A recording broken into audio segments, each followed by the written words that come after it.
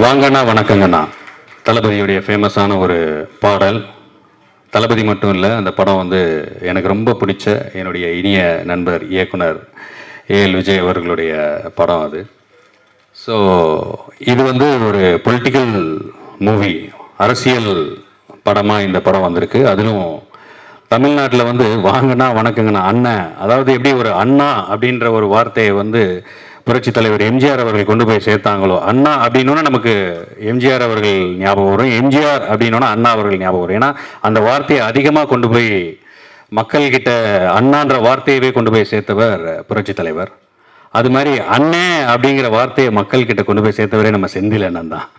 அண்ணே அப்படின்னாருனாலே போதும், அந்த வார்த்தைக்கு அவ்வளோ அழகு, அவ்வளோ இனிமையாக இருக்கும்.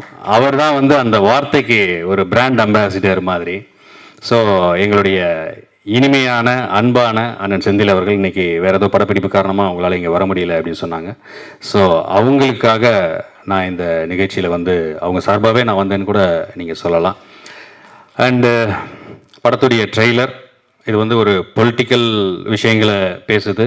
பாடல்கள், இசை, டான்ஸு எல்லாமே ஒரு புதிய டீம் அவங்களுடைய என்ன அவங்களுடைய எஃபர்ட்டை போட முடியுமோ, என்ன அவங்களுடைய பெஸ்ட்டை கொடுக்க முடியுமோ அந்த பெஸ்ட்டை வந்து இதில் செஞ்சுருக்கிறாங்க. ஸோ அவங்களுக்கு வந்து அவங்க எதிர்பார்த்த அளவிற்கு அது வியாபாரத்துலேயும் அது இருக்கணும் அப்படின்னு சொல்லி நான் கடவுளை வேண்டிக்கிறேன். சினிமாங்கிறது வந்துங்க அது காலத்துக்கும் வருமானம் தரக்கூடிய ஒரு ப்ராப்பர்ட்டி. அதை நம்ம சரியாக செஞ்சோன்னு சொன்னால் அது வந்து ப்ராப்பர்ட்டி தான், அது ஒரு இன்டலெக்சுவல் ப்ராப்பர்ட்டி. அதுக்கு வந்து என்றைக்குமே அது ரெவன்யூ ஜென்ரேட் பண்ணிக்கிட்டே இருக்கும். ஒவ்வொரு டெக்னாலஜி வளர வளர அந்த கண்டென்ட், இப்போ சார் பேசும்போது சொன்னாங்க கில்லி வந்து 20 இயர்ஸ் கழிச்சு இவ்வளோ பெரிய கலெக்ஷன் பண்ணுது அப்படின்னா இட்ஸ் அ ப்ராப்பர்ட்டி, நமக்கு வந்து வருமானம் கொடுக்கும். சமீபத்தில் நான் தொடர்ந்து ஒரு 4-5 வாரமாக நான் வந்து உதயமில் வந்து அந்த ரீரிலீஸ் படங்கள் எல்லாமே நான் பார்க்குறேன். ஸோ நாம் எந்த வேலை செஞ்சாலும் அதை நேர்த்தியோட ரொம்ப அக்கறையோட கவனமாக செஞ்சோன்னு சொன்னால் அதுக்கான ரெவென்யூ டெஃபினட்டாக கிடைக்கும். சினிமா வந்து டெஃபினெட்லி ஒரு லாபம் தரக்கூடிய தொழில் தான்.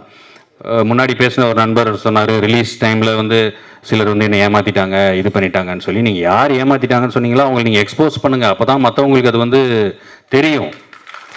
நம்ம பாட்டுக்கு மனசுக்குள்ளேயே வச்சுட்டு அவங்கள வந்து நீங்கள் திருடங்களை வந்து காட்டி கொடுக்காமல் இருந்தோன்னு சொன்னால் திருடன் திருடிக்கிட்டே இருப்பான்.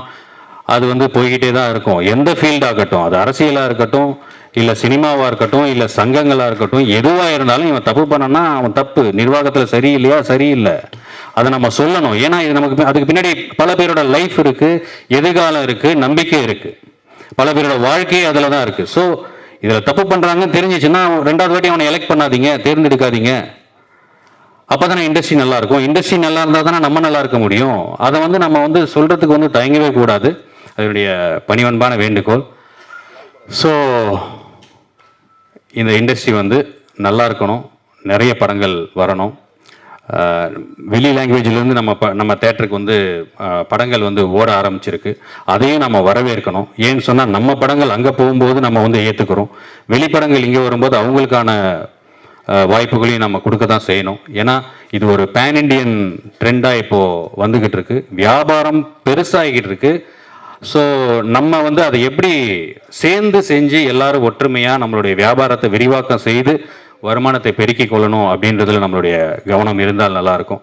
ஸோ அந்த ஒற்றுமை தான் பலம். ஸோ அனைவரும் ஒற்றுமையாக அன்போடு அன்பை பகிர்ந்து வாழ்வோம் என்று சொல்லி என்னை இங்கு தாய்மார்களே, பத்திரிகை சகோதர சகோதரிகளே, என்னுடைய இனிய நண்பர் மதிப்புக்கு மரியாதைக்குரிய திருநாவுக்கரசு சார் அவர்களே, தனஞ்சயன் சார் அவர்களே, அத்தனை பேருக்கும் என்னுடைய நன்றியை தெரிவிச்சுக்கிறேன். வாங்கண்ணா வணக்கங்கண்ணா. என்னுடைய அன்புக்குரிய, பாசத்துக்குரிய, நேசத்துக்குரிய செந்தில் அவங்க வந்து அவங்களுடைய படம் அப்படின்னு சொன்னோன்னு நான் வந்து சரி நான் டெஃபினட்டாக வரேன். ஏன்னா அவரை வந்து நம்ம வாழ்த்தாமல் வேறு யார் வந்து வாழ்த்துவாங்க, நான் டெஃபினட்டாக வரேன் அப்படின்னு சொன்னேன். இங்கே வந்து உங்கள் எல்லாரையும் பார்த்தது வந்து எனக்கு ரொம்ப சந்தோஷம், ரொம்ப மகிழ்ச்சி. இந்த படம் வந்து ஒரு நல்ல அளவில் அவங்க எதிர்பார்த்த அந்த லாபம், அந்த சக்ஸஸ் வந்து வரணும்னு சொல்லி நான் கடவுளை வேண்டி விடைபெறுகிறேன். நன்றி, வணக்கம்.